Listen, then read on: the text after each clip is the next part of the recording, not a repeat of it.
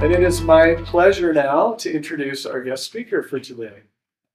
Jill Colby has a successful background in marketing, public relations, grant writing, and project management. She holds a BS in business management from Western Governors University and an associate's degree from Snow College. So she has been, maybe not literally, but very close to where you guys are right now. And I think she's going to talk a little bit more about that today. Jill previously ran her own design and marketing agency for 5 years, managing over 100 clients and a team of 5.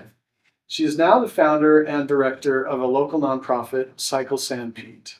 Jill has successfully helped community leaders in Sanpete County secure nearly $2 million in grant funding to support the planning of active transportation infrastructure. And in honor of Jill, I rode my bike to work today. So please welcome Jill. Thank you. Oh, hi, everybody. Happy you're all here. Can you all hear me okay? Yep, good. Well, I went to Snow College 13 years ago now already. Time just flies by. I stayed at the Mary Nielsen Hall. Is anybody staying there? Nobody. Well, it's one of the older buildings behind the new nice buildings, so I don't blame you. But these are some pictures of me and my roommates having way too much fun. Those are regular brownies, not pot brownies. We're just having a great time. I probably spent my first year of Snow College way more focused on the social aspect than the actual studies. But once the second year rolled around, I really dived into the studies and thinking more about the future. One challenge going to Snow College was I did not have a car my first year. Maybe some of you relate to that, not having a car. So I walked to Walmart one time for groceries and I would never do it again. So the way I survived my first year was date it a lot. So we'd go on dates and I'd say yes if Walmart was part of the date. Go grocery shopping afterwards. This is where I also met my husband, and 13 years later, we're still together with a 3-year-old. We eventually moved out of Sanpete County and we moved up to Utah County, and we tried places. I don't know that this button is working. Yeah, but I'll just go like that. Yeah, let me just see what you're doing. We eventually moved up to Utah County. So we tried Provo and Springville and Heber City and Pleasant Grove. But both being small town people, we kind of struggled in the big city. You know, we'd prefer the smell of turkeys over lots of traffic. And after I got my associates at Snow College, I took some time off and worked really hard at different jobs and just to see what was out there and what I liked. We also were renting in Utah County, and renting was really high. So we wanted to buy a house and I wanted to go back to school. So we decided to do something a little untraditional. We got out of our apartment and bought an RV, and we moved up to Deer Creek State Park, and we lived there rent-free for several years, and we were able to save up for a home and school, and we worked up at Sundance Mountain Resort. While I was working at Sundance, on any downtime that I would have, I'd pull up another tab and I'd think about businesses and all the different things that I could do, and I'd make a fake website to go with it. Just a great way to pass time. And I did that with friends and family, just making websites for them. And eventually decided that I'd go back to school for business management. So I went back to Western Governors University, and now we were able to pay for it in cash, and we did later buy a home as well. So this takes us to the next step. We did buy the home, and 9 months into it, we were like, we missed our RV, and I decided to leave Sundance and work at a bank. The bank was excruciatingly boring. I apologize if anyone wants to go into banking, but I appreciated the spreadsheets and numbers, but I needed something that was more creative and dynamic and interesting. So we decided that we would rent out our house and move back into our RV and do some traveling, and we'd live off savings and start a business. At the time, it felt like we were jumping off a cliff. Maybe we were. But I had watched the show Luther on Netflix. Has anybody seen it? Nobody? Oh, it's a great show. You guys will have to watch it. But Luther, so there's this, it's actually, she was a sociopath, and she was giving the cop some advice for his own life. And she said, sometimes you have to step away from something in order to create a life worth living. And that hit me so profoundly. And that was, the quote that inspired me to jump off this cliff and start a business. When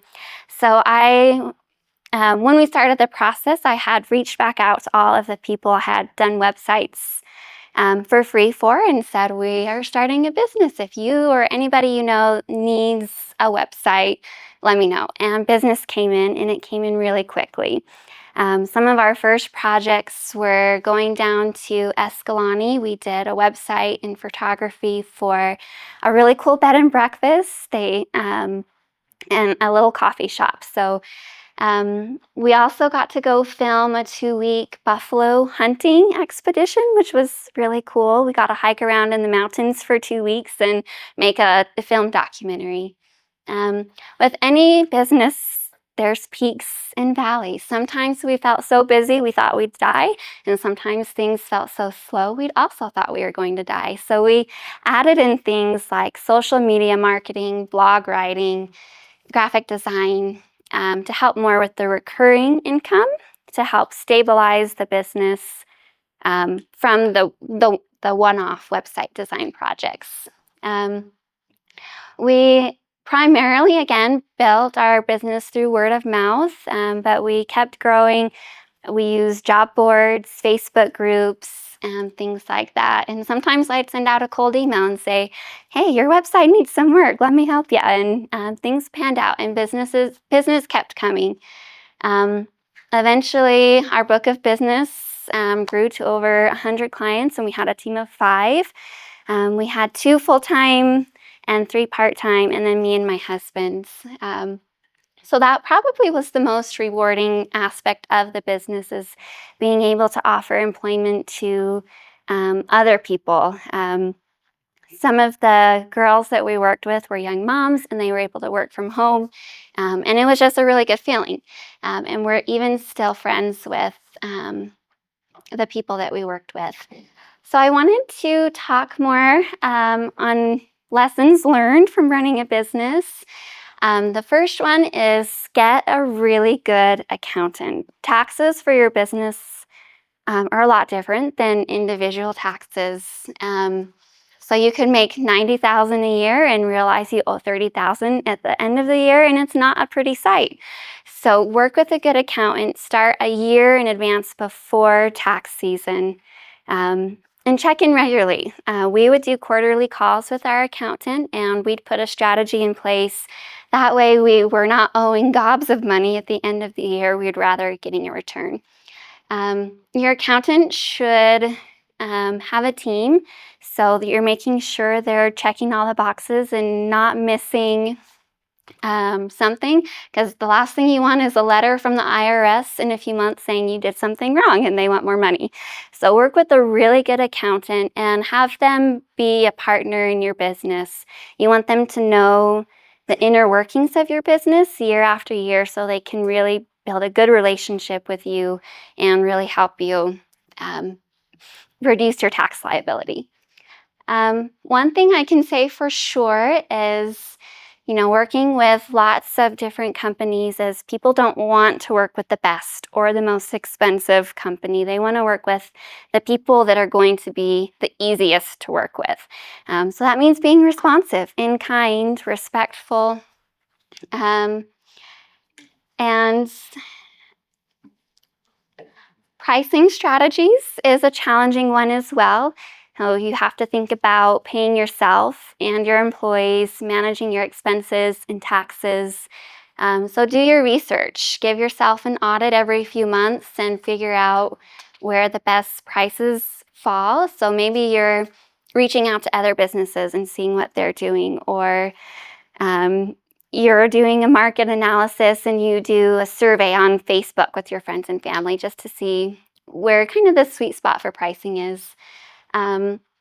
Something else that I wanted to convey is, with all of the businesses that we worked with, from $3,000 a month to 6 figures a month, their leaders really had one thing in common, I thought, was they didn't micromanage. The leaders of some of the companies we worked for were really good at taking a step back and letting their team flourish. They trusted them to use their talents and benefit their business, and they rewarded them for that. So people that were good at trusting others, working as a team, and not feeling like they had to nitpick every part of their company and have their hands in everything, really had successful companies.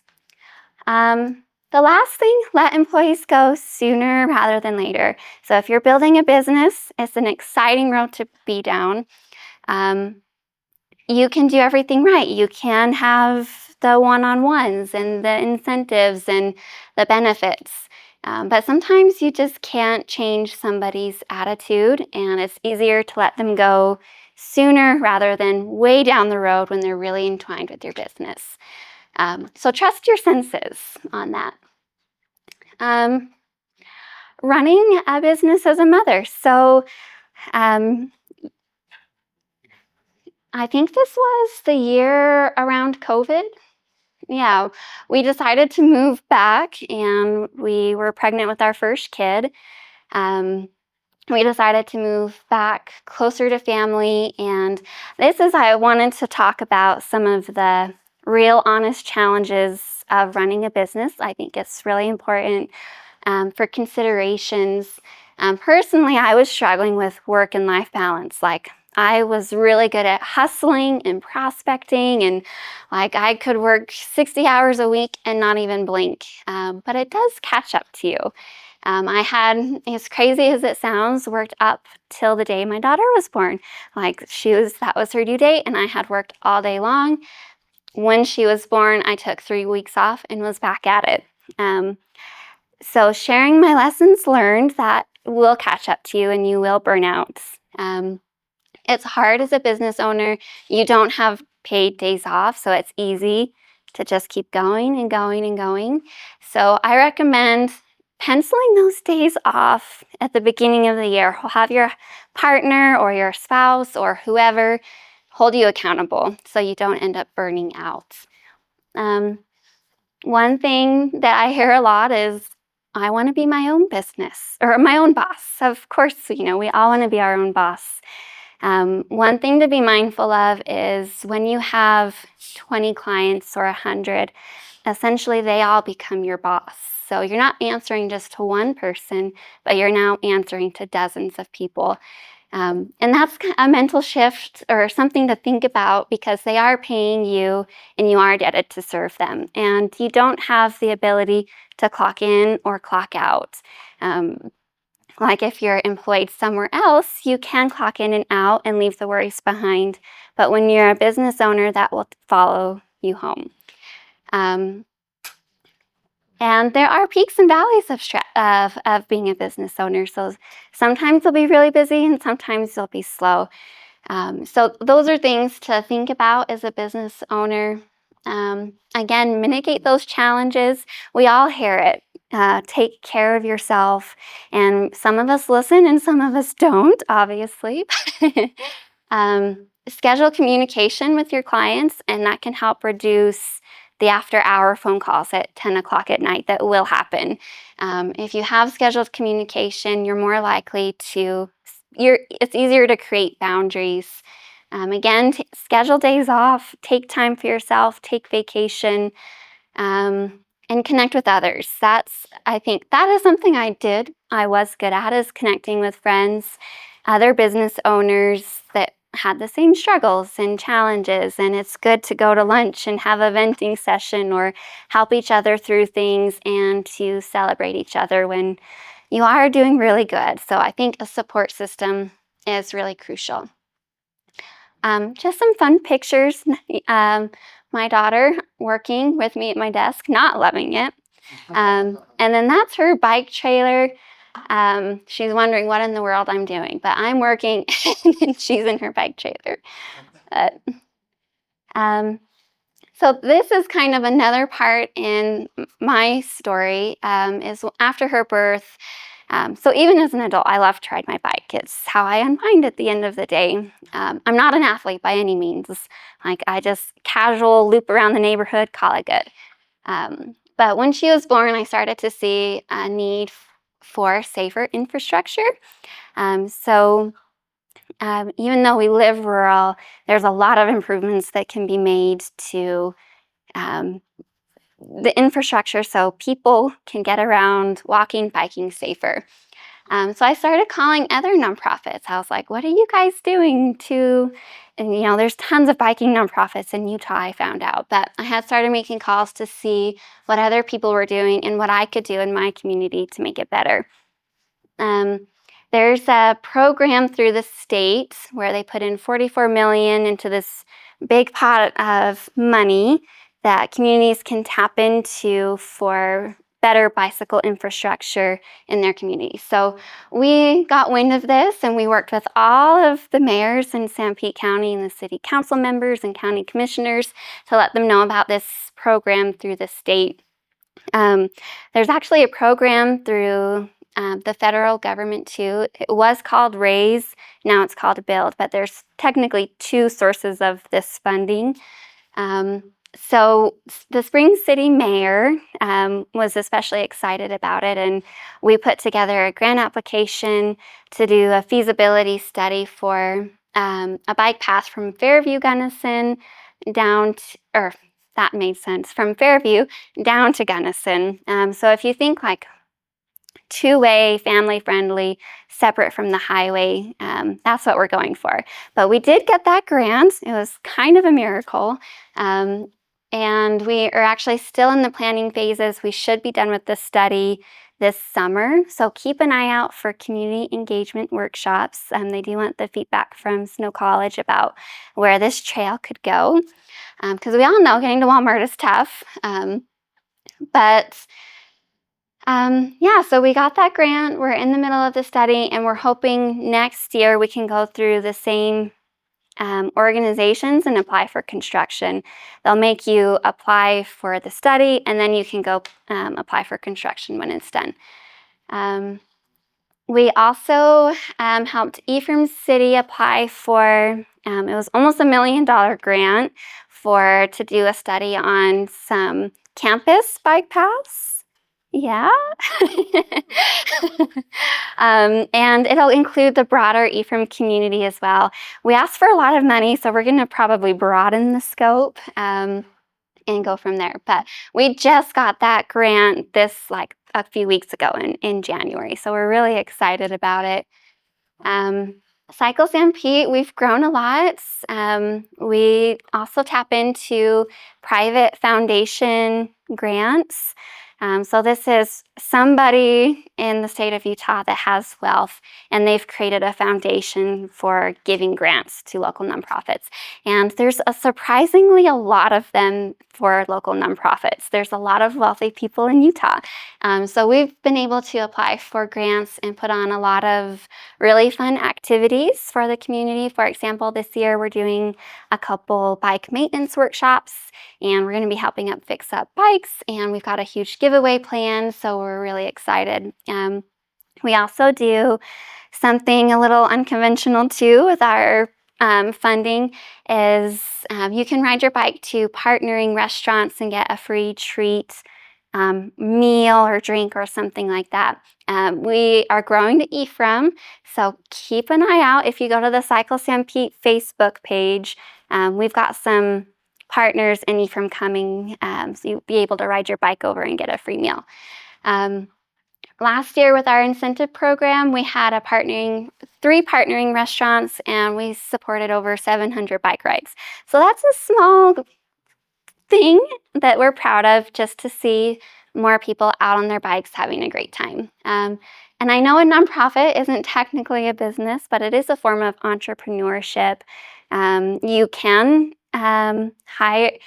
I won't get into the details of how the finances work on nonprofits, but you can hire staff through nonprofits. You can pay yourself. You can operate it as if it's a business. But Cycle Sanpete is all about community, connection, and cause. So this actually leads me to my next slide. So after those 2 grants that I wrote, where we got almost 2 million, was the first grants I've ever written. I had no idea what I was doing when we were working on the grants.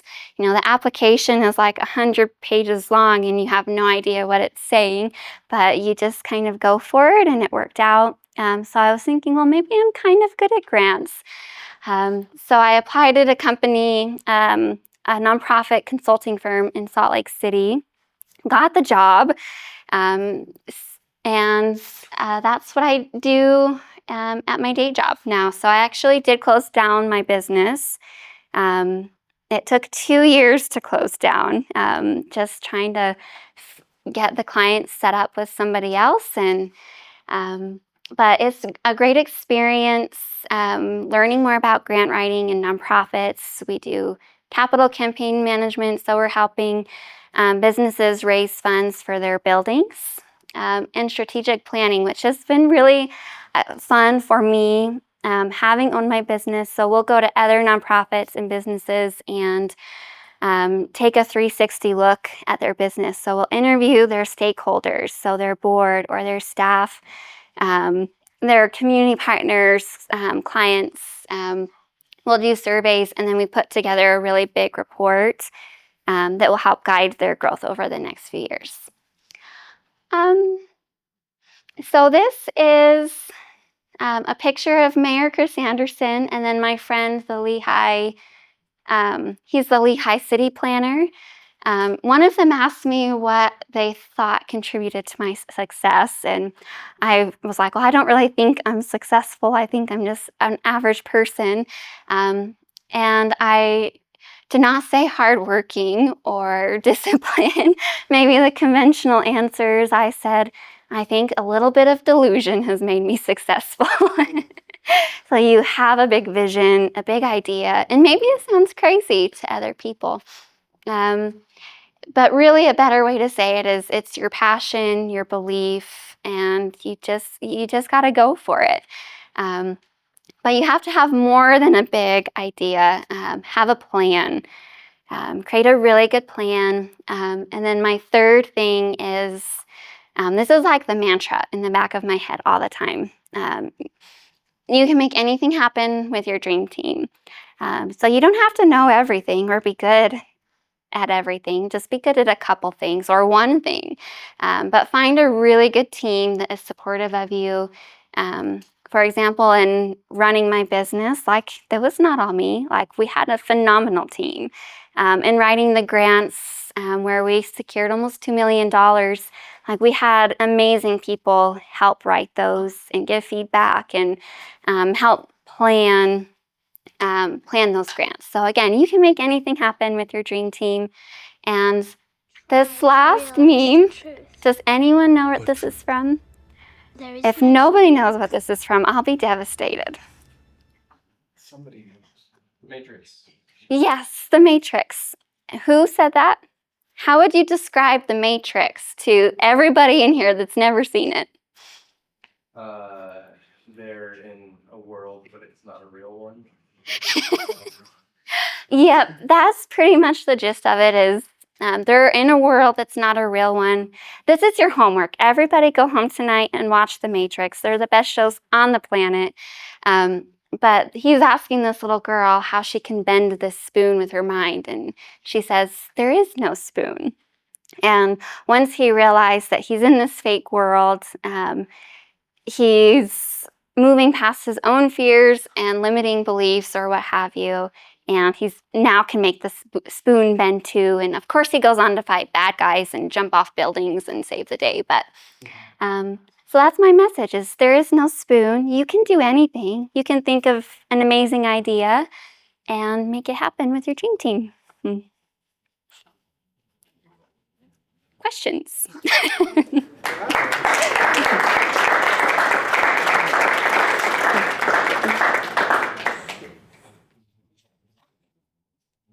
Yes. So when you were doing like website design and stuff like that, like for your own business, how did you pay yourself? Like I imagine that's mostly like commission based. You said there's no clocking in or clocking out. It's like how did you pay yourself in that sense?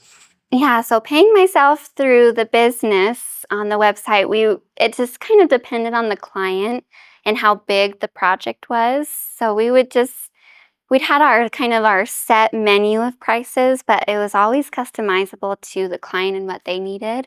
But a website ran anywhere from $2,000 to $10,000, depending on what they needed. So, and then I'd pay myself for the work, and then whatever the employees that we had were hourly, and we kind of had an idea of what they needed to do, and then I would just pay them. And they were all 1099s, so that kind of made it a little bit easier. You don't have to worry about payroll taxes.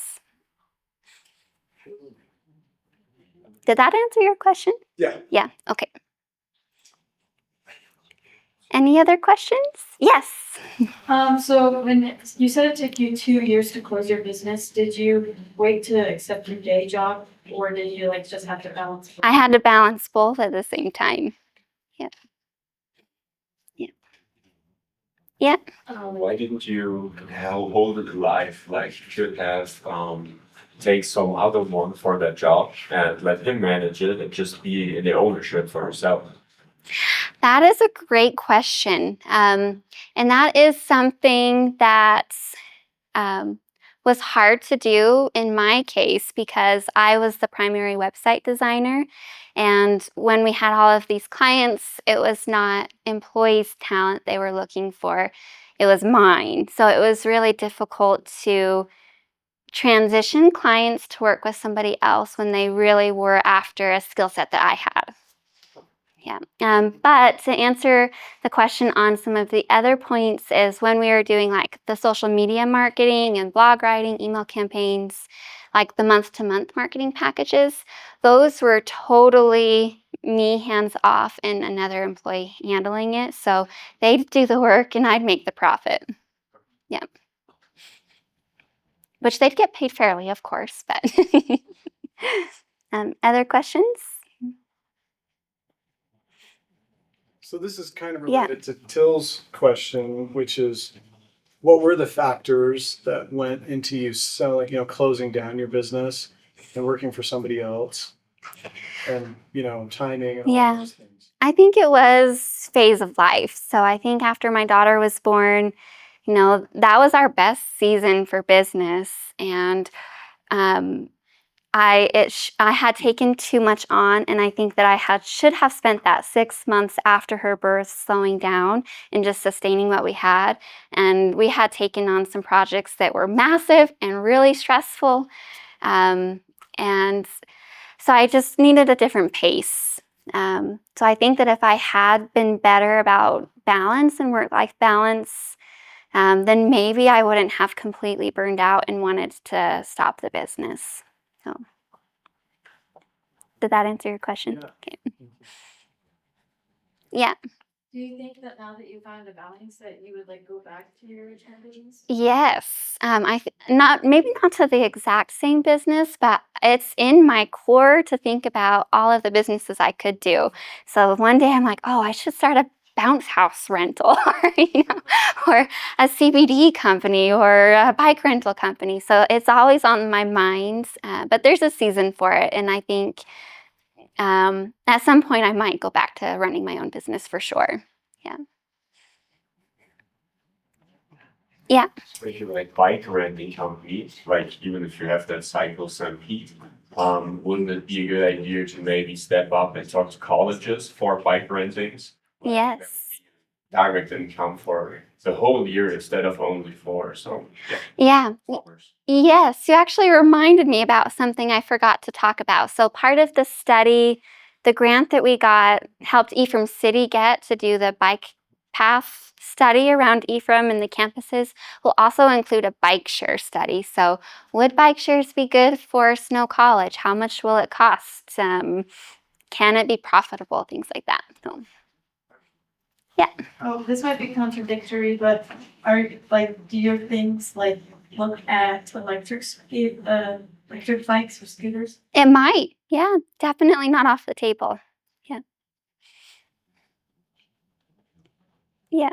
So working with your husband, what challenges have you had and what advice would you give to students in working with either a spouse or family members? Ooh, really good question. Me and my husband, we work good together. It helps that I'm in charge. And uh, y- I don't know, you have to really like spending a lot of time with each other, really good at communication, getting over conflicts. I think that's the best skill you have is conflict will happen and it'll happen a lot. So how can you work through it and get really good at managing conflict? Working with a family member that is not your spouse, I would not recommend it unless you have a really good relationship and you've managed conflict previously. So maybe something's happened and you guys could work through it and you know that you have that ability with that family member, then sure, bring them onto the business. Have really good contracts, work with a lawyer. Otherwise, I would say don't bring a family member into your business. That might, that's me. It might be fine for other people. Yeah. Yeah. Do you have any questions?